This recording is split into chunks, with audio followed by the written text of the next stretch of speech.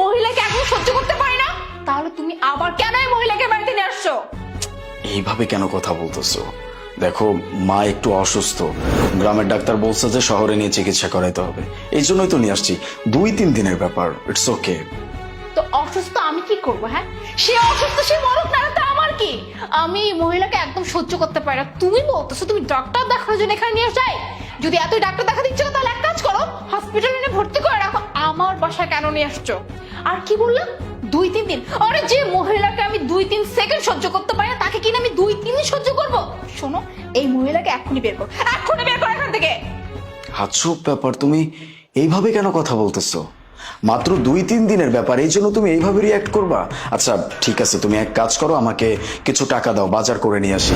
মা আসছে, 2-3 দিন থাকবে, ভালো মন্দ খাওয়ার একটা ব্যাপার আছে না? ওরে বাবা রে বাবা, কি বললো তুমি? আমি টাকা দিব, তুমি বাজারে যাবা, বাজার গিয়ে ভালো মন্দ নিয়ে আসবা? কি ভাবছো? হ্যাঁ, যে মহিলাকে আমি 2 চোখে সহ্য করতে পারি না, তাকে আমি রান্না বান্না করে ভালো মন্দ খাবো ভাবলে কি করে? দেখো আলে, বিশ্বাস করো, আমার মাথায় কিন্তু রক্ত উঠে গেছে। হ্যাঁ, আমি কিন্তু এখন যে কোনো কিছুটা করে ফেলবো। তুমি যদি এই মহিলাকে এখন আমার চোখের সামনে থেকে না সরাও, তাহলে কিন্তু আমি এই মহিলাকে হাত তুলতে বাধ্য হবো।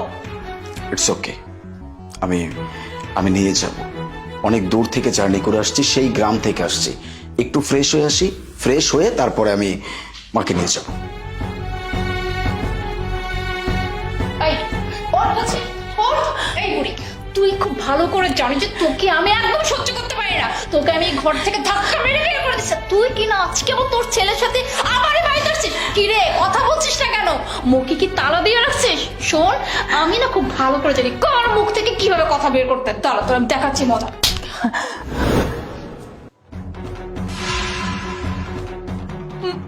মা, কি ব্যাপার, থামলে কেন? মারো?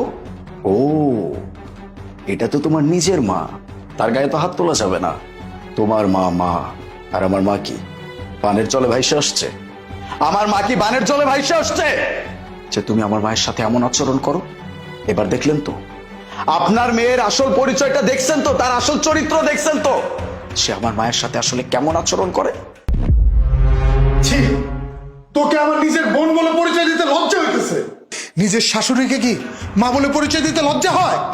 আলিফ আমাদেরকে সবকিছু বলেছিল, আমরা ওর কথা বিশ্বাস করিনি, কিন্তু আজকে আজকে নিজের চোখে যেটা দেখলাম সেটা কিভাবে অবিশ্বাস করি? এই জন্যই বলছিলাম, চলেন আমার সাথে, নিজের চোখে দেখবেন আপনার মেয়ের আসল পরিচয়টা কি। এখন দেখতে পাচ্ছেন আমার মায়ের সাথে প্রতিনিয়ত অনবরত আপনার মেয়ে এমন আচরণ করছে, আমার মায়ের গায়ে হাত পর্যন্ত তুলছে। আমি তার ছেলে, একটা ছেলে হয়ে নিজের মায়ের উপর এরকম অত্যাচার কোন ছেলেটা সহ্য করতে পারবে? আমিও সহ্য করতে পারি নাই।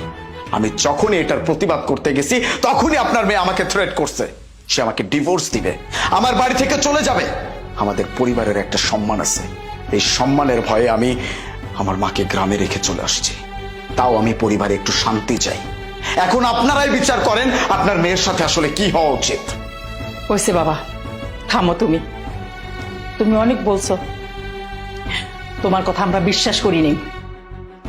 শোন, আলিফ যখন বলছে তুই আলিফের মার সাথে কি কি করিস, আলিফের কথা আমরা একটুকু বিশ্বাস করিনি। আর ও কি বলছে জানিস? বলছি যে আলিফ, তুমি আমার মেয়ের নামে আর একটাও মিথ্যা কথা বলবা না।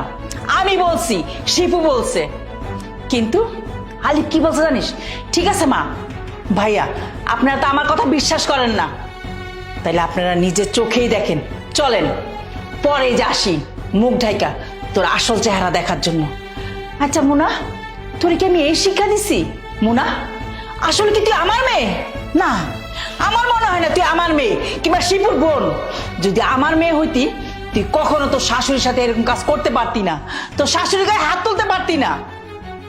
আরে মোনা, যেদিন তোরে এই বাড়িতে আমি বউ করে পাঠাইছি, সেই দিন আমি তোরে বলছি যে দেখ মোনা, বাবার বাড়ি কিন্তু পরের বাড়ি, আর শ্বশুর বাড়ি নিজের বাড়ি হয়। শ্বশুর শাশুড়ি যারা থাকে সবাই তোর আপন, আমরা কিন্তু আসলে তোর আপন না। কিন্তু তুই তুই আমাদের মুখ রাখলি না মোনা।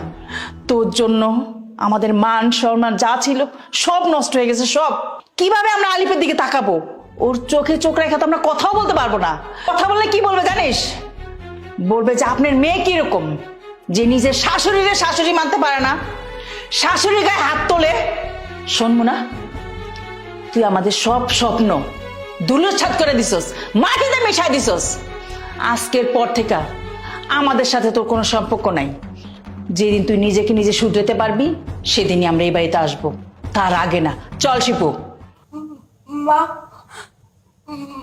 মা আই সো সরি মা, আমি তোমার গায়ে হাত তুলে ফেলছি মা। আমি আমি আসলে বুঝতে পারিনি। আর আমি সত্যি আমার শাশুড়ির সাথে অনেক অন্যায় করেছি। আমার শাশুড়িকে একদম আমি সহ্য করতে পারিনি মা। আমি আমি অনেক অন্যায় করেছি মা। আসলে আমার তো উচিত ছিল তোমাকে যেমনটা আমি ভালোবাসি সম্মান করি, আলিফের মাকেও ঠিক তেমনই ভালোবাসা সম্মান করে, কিন্তু আমি এটা করিনি মা। আমাকে মাফ করে দাও ভাইয়া, ভাইয়া আমাকে মাফ করে দাও। আজকে আমার জন্য তোমাদের মাথা এত নিচু হয়ে গেল ভাইয়া, আই এম সরি।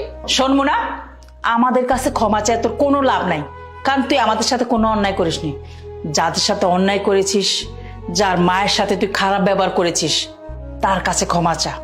সে যদি ক্ষমা করে আমরাও তোকে ক্ষমা করে দেব। চল শিপু।